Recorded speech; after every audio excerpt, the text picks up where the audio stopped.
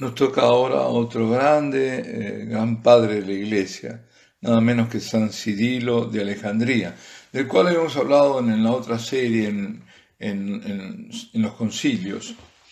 San Cirilo está vinculado a la controversia cristológica que llevó al concilio de Éfeso en el año 431, ¿no?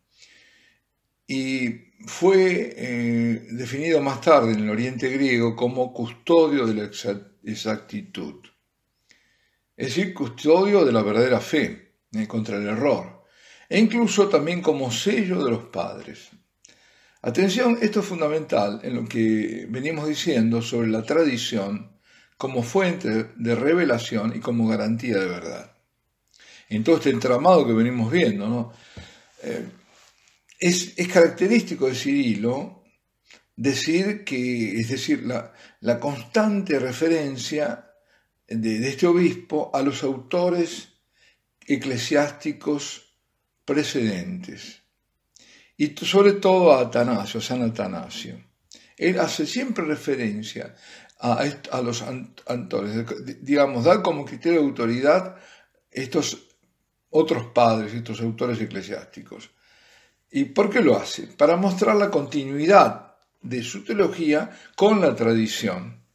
Es decir, se inserta voluntaria y explícitamente en la tradición de la Iglesia, en la que reconocía una garantía de continuidad con los apóstoles y con Cristo mismo. Sí, toda una misma línea que viene descendiendo, desde Cristo, los apóstoles, la enseñanza de los apóstoles, los padres apostólicos y todos los demás padres de la Iglesia, apologéticos y todo el resto. Es venerado, mejor dicho, como santo, tanto en la Iglesia nuestra de Occidente como en la de Oriente. El Papa León XIII lo proclama doctor de la Iglesia y también lo hizo en el mismo año, creo, con San Cirilo de Jerusalén. Los dos Cirilos, Cirilo de Alejandría y Cirilo de Jerusalén, los proclama doctores de la Iglesia. Y lo que pasa es que él está manifestando también este gran Papa que fue León XIII, que yo nunca entiendo, bueno, no lo sé, no me puedo meter en Honduras que no puedo dominar, pero ¿por qué León XIII no es todavía beato con toda la obra magnífica que ha hecho ese Papa? Pero bueno, dejémoslo eso. Él tenía el Papa León XIII, un gran amor por las tradiciones del Oriente cristiano. Y luego incluso proclama también doctor de la Iglesia a San Juan Damasceno, mostrando así que tanto la tradición oriental como la occidental expresan la doctrina de la única Iglesia de Cristo. Esto es realmente ecumenismo, esa unidad de la Iglesia. Como decía el Papa Juan Pablo II, ¿no? La Iglesia respira por dos pulmones, como siendo la de Oriente y la de Occidente. Pensemos que las primeras 8 concilios ecuménicos son los mismos para los orientales que para nosotros, ¿no? Son los mismos. Es decir, se cree lo mismo, ¿no? Bueno, Cirilo se sabe que era sobrino de Teófilo. Teófilo era el obispo de Alejandría en ese momento. Desde el año 385 era ya obispo, y con mano firme y prestigio lleva, digamos, el gobierno de la diócesis. Nació posiblemente en el año entre los años 300, pues no se sabe bien, 370 y 380, hay un margen bastante grande, ¿no? Nace en Alejandría, probablemente, es decir, en la metrópoli egipcia, ¿no? Luego se encamina hacia la vida eclesiástica y recibe una muy buena educación, tanto en el plano cultural como en el teológico. En el año 403 estaba en Constantinopla, ya habíamos hablado en el audio anterior, qué había pasado en Constantinopla. Estaba siguiéndole a su poderoso tío y allí participa en aquel sínodo que depone al obispo de la ciudad, que era San Juan Crisóstomo. Y de ese modo se registra el triunfo, porque siempre había rivalidades entre las sedes. Entre Alejandría, que por otro lado había sido sede según la tradición de San Pedro, y donde por primera vez los cristianos, los seguidores de Cristo son llamados cristianos, sobre su rival tradicional, que era Constantinopla, que le venía, digamos, la importancia de ser la sede del imperio, ¿no? Donde residía el emperador. Tras la muerte de este tío, de Teófilo, Cirilo, aún era joven, fue elegido en el año 412 obispo de la iglesia de Alejandría. Y también él la gobernó con gran firmeza durante 32 años, nada menos. Y lo que trataba siempre de afirmar ese primado de Alejandría. Y claro, eso era fortalecido porque él tenía vínculos con Roma. En el año 417 o 418 da pruebas de realismo porque recompone la ruptura de la comunión que había con Constantinopla y que persistía ya desde el 406, desde cuando habían depuesto a San Juan Crisóstomo.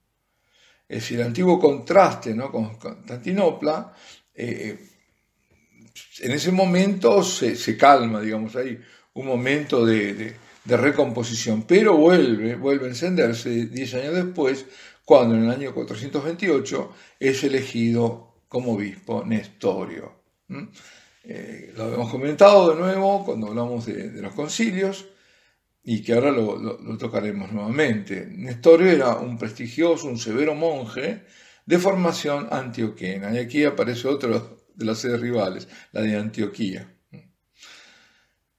Sobre todo después en las disputas cristológicas, las dos polos eran Antioquía y Alejandría, que después se llegó a un acuerdo, ¿no? Pero eran dos posturas cristológicas diferentes, teológicas. No era que era simplemente una división política, no, el tema era cristológico. El nuevo obispo de Constantinopla, Nestorio, suscita grandes oposiciones de entrada, porque en su predicación él prefería llamar a María como Madre de Cristo, la Cristótocos, en lugar de llamarla la Theotokos, es decir, la Madre de Dios. Pero esto de la Madre de Dios, la Theotokos, estaba muy acendrado en la devoción popular. Aquí vemos ahí el sensus fidelium, el sentido de la verdad de los fieles. Ahora, vamos a volver sobre ese tema. El motivo de esta decisión de Nestorio era su cristología, la cristología antioquena, que ellos, por exceso quizás de celo, para salvaguardar la importancia de la humanidad de Cristo, cuando estaban los otros también, os recordáis al comienzo incluso, el gnosticismo y demás, que no negaban la divinidad de Cristo, la humanidad, de Cristo, para salvaguardar la importancia de la humanidad de Cristo, acababa afirmando una separación con la divinidad, como si hubieran dos sujetos. Es decir, ya no había verdadera unión entre Dios y el hombre en Cristo, y por tanto ya no se podía hablar de la Madre de Dios, según él, o según los antioquenos. O sea, como si hubiese en Jesucristo dos sujetos, el hombre Jesús por un lado y Dios por el otro, juntos, uno al lado del otro, pero no uno solo. La reacción de Cirilo, que en ese momento era el máximo exponente de la cristología de Alejandría, subraya con fuerza la unidad de la persona de Cristo, o sea, su persona divina unida a la humanidad. No lo dice en estos términos, y fue inmediata y además se desplegó por todos los medios, ya a partir del año 429. Y enviando también en algunas cartas a Nestorio, importantes porque una de ellas es incorporada en el concilio de Calcedonia, ¿no? El criterio es válido hoy y siempre. La fe del pueblo de Dios es expresión de la tradición, es decir, esa fe le viene de la tradición y esa es garantía de la sana doctrina. Volvemos de nuevo al tema de la tradición. Escribe a Nestorio, le dice lo siguiente, Cirilo de Alejandría: es necesario exponer al pueblo la enseñanza y la interpretación de la fe de la manera más irreprensible y recordar que quien escandaliza, aunque sea uno de los pequeños que creen en Cristo, padecerá un castigo intolerable.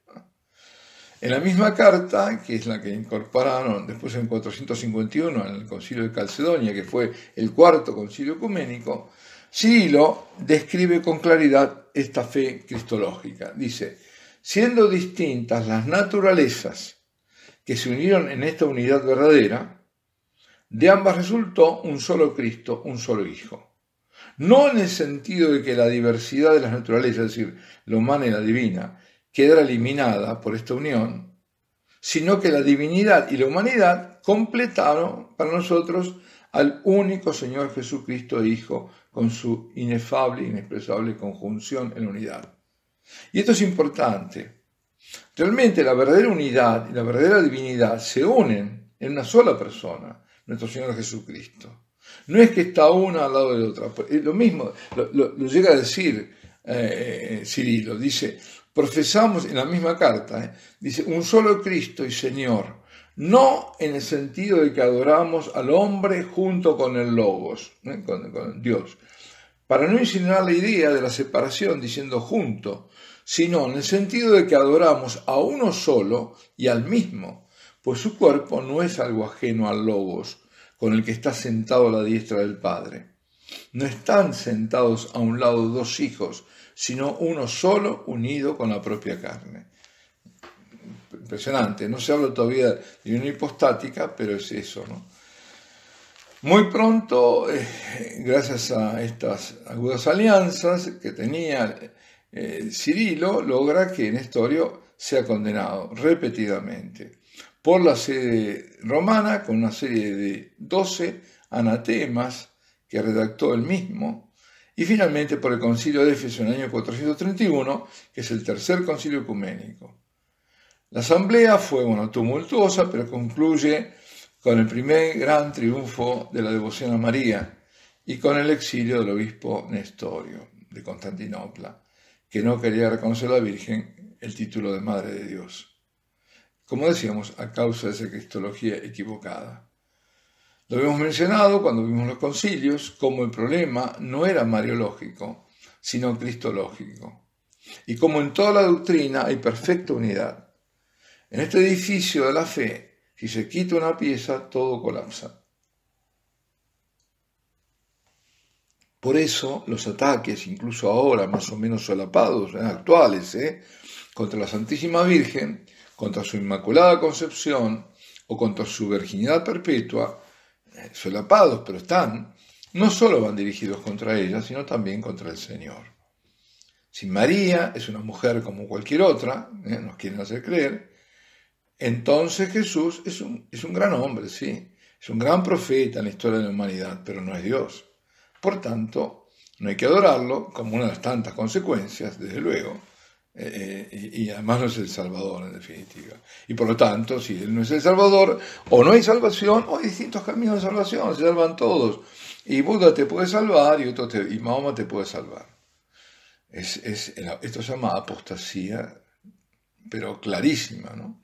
Bueno, San Cirilo supo alcanzar ya en el año 433 una fórmula teológica de compromiso y de reconciliación con los de Antioquía. Es decir, él no solo aclara, sino, veamos qué importante, por una parte se da la claridad de la doctrina de la fe, que tenía que hacerlo y lo hace muy bien, pero por otra busca la unidad, es decir, que no se rompa, busca la reconciliación, que no se queden mal los antioquenos, ¿no? Y se dedica a defender, a aclarar su posición teológica hasta la muerte, que ocurre, acaece el 27 de junio del año 444. Bueno, vamos a los escritos de San Cirilo, son numerosos, importantes también, sobre muchos libros antiguos del Nuevo Testamento, sobre todo sobre el Pentateuco, sobre Isaías, los Salmos y los Evangelios de San Juan y de San Lucas. También hay muchas obras doctrinales en las que aparece continuamente la defensa de la fe trinitaria contra las tesis arrianas y contra las de Nestorio. La base de la enseñanza, como decíamos, de Cirilo, es la tradición eclesiástica, y en particular los escritos de San Atanasio, su gran predecesor en la sede de Alejandría, aquel que había luchado prácticamente solo al comienzo, a capa y espada, por forma de decir, contra los arrianos. Entre los libros está uno que es contra Juliano, el emperador que fue llamado el Juliano el apóstata, porque había abandonado la fe en el cristianismo en el que él había sido educado, y que era la gran respuesta a las polémicas anticristianas, era para replicar la obra que este Juliano apóstata, o Juliano el apóstata, había hecho y que se llamaba Contra los Galileos, que había sido compuesta muchos años antes, en el año 363, por este emperador. Fue incansable y firme testigo de Jesucristo, San Cirilo, y verbo de Dios, subrayando sobre todo, como decía, la unidad. Uno solo es el Hijo, uno solo el Señor Jesucristo, ya sea antes de la encarnación, ya sea después de la encarnación. En efecto, dice, no era un hijo, el Logos nacido de Dios Padre, y otro nacido de la Santísima Virgen, sino que creemos que precisamente aquel que existe antes de los tiempos nació también según la carne de una mujer. Esta afirmación, la fe en Jesús, Logos nacido del Padre, está también muy arraigada en la historia, como afirma San Cirilo. Este mismo Jesús entró en el tiempo al nacer de María la Teótocos, y estará siempre con nosotros según su promesa. Y en esta digamos, catequesis que dio y que yo estoy siguiendo el Papa Benedicto, concluye el Papa diciendo: Dios es eterno, nació de una mujer y sigue con nosotros cada día. En esta confianza vivimos, en esta confianza encontramos el camino de nuestra vida. Alabado sea Jesucristo.